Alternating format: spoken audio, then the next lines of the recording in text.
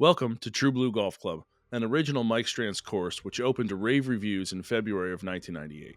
For his efforts at True Blue, Strands was named Architect of the Year by Golf World of that same year, and the accolades have continued to flow for the golf course ever since. Strands crafted True Blue Golf Club to echo many of the characteristics of Pine Valley and Pinehurst No. 2, with an emphasis on maintaining a natural feel to the course. That might sound like high praise, but you can see the resemblance when you're on property. The par 72 course can stretch to almost 7,200 yards, but is playable for all ages and abilities, featuring 6 sets of tee boxes. Emphasizing the natural beauty of the area and surprising elevation changes, True Blue Golf Club incorporates native grasses and vegetation to maintain much of the character of the property, but be aware for other natural inhabitants that roam the course as well. Ranked in the top 100 public golf courses in America by every major golf publication, this course speaks for itself. But what didn't get talked about enough is the world-class service. From bag drop to pro shop, ranger to bartender, every employee was helpful and as friendly as could be. Now let's go over the river, through the woods, and see how Ryan does as we take a look at the finishing 3 holes on the front 9 in this episode of 3 with Me, True Blue Golf Club. Hole 7 is a very diverse par 3. It can flirt with 100 yards, or it can be stretched to over 175 yards, depending on the tee pin location. Today, the course hosted the Golf Week Any Given Tuesday Collegiate Tournament, which was won by Richmond and New Jersey native and our guy Cole Eckert. Shout out to Cole. Today, hole 7 is playing 117 yards with a forward tee placement and a front left pin location. I'm choking up on a pitching wedge here to avoid going long, and I push it a little right, flying towards the bunker. Let's go see where it ends up. Well, maybe a touch of luck here. It stayed on the slope, it didn't go in the bunker, and the upslope's going to make the ball pop up and land soft, but I have a super awkward lie.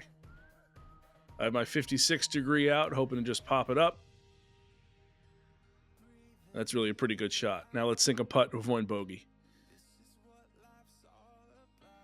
Here's a putt to save par. And good. Take my par and hustle the next hole. The 8th hole is a hard dogleg right par 4 with big risk reward. You can hammer a driver at the large rock as you have some room in the fairway, but you do risk running through that fairway or coming up short with a large waste bunker and native grass area. Your second shot is to a well-guarded, elevated, turtleback green with some massive undulations and a false front. Playing a conservative second shot can certainly hit the green, but could make for a difficult time putting. As you see here, I opt for a wood rather than the driver, just to hit the fairway.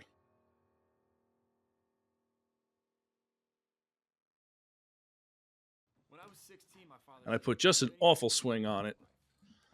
And it gets pushing and flirting with that native area, short of the rock. Let's see how it turned out. While you guys can't see the flag from the camera view, I can from my stance. So I have a look at it. And I got away with a bad swing. I have an 8-iron here, looking to just get it on the green. And I absolutely pull hook one. Short left of the green. Another bad swing. 2 for 2 on this hole.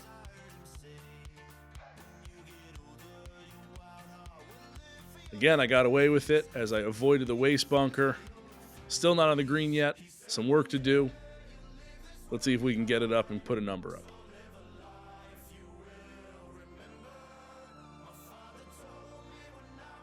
All right, here's a lag putt. Probably 50 plus feet. Not very close. Pin was in the back. I was in the front.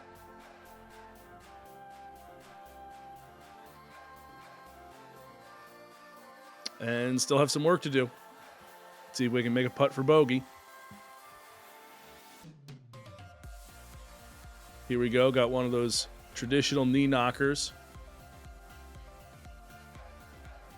And of course, I miss it. That's why I'm not a very good golfer. That's a 6. Double bogey. Moving on to hole 9. Hole 9 is quite a way to finish the front 9. A double dogleg par 5. And to me, this is the best one on the whole course.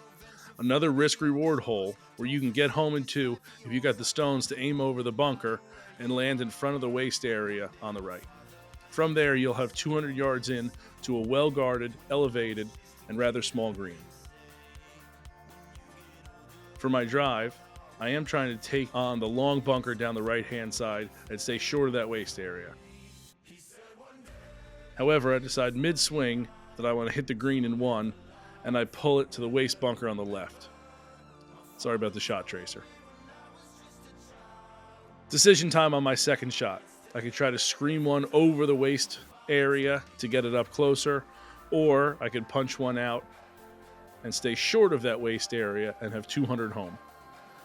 I decide for the smart play, as par is still in play, and I want to avoid a big number. All right, center cut, back on track.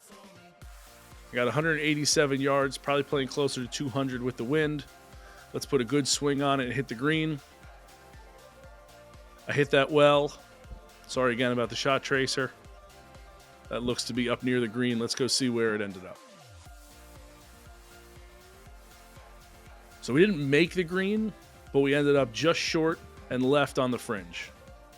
A long pitch shot or a bump and run here, or there's too much fringe to putt through.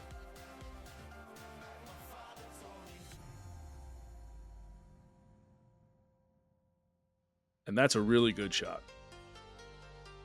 Another one of my favorites, little 3-foot knee knocker. Said it last hole, I'm saying it again. You got to make these if you want to be good. It's in the hole. Well, that's 2 over through 3 on this episode of 3 with me. I cannot stress enough how special this course is. If you're a scratch golfer on a competitive buddies trip, or if you're a knockaround golfer looking just to play a beautiful property, True Blue is truly a gem and an absolute must-play if you are in the Grand Strand area. Big shout out, huge thank you to my new True Blue family. I really had an awesome time. This was such a special experience. Thank you so much for your help and support. I'm looking forward to getting back here again. Until next time, this is 3 with me, True Blue Golf Club.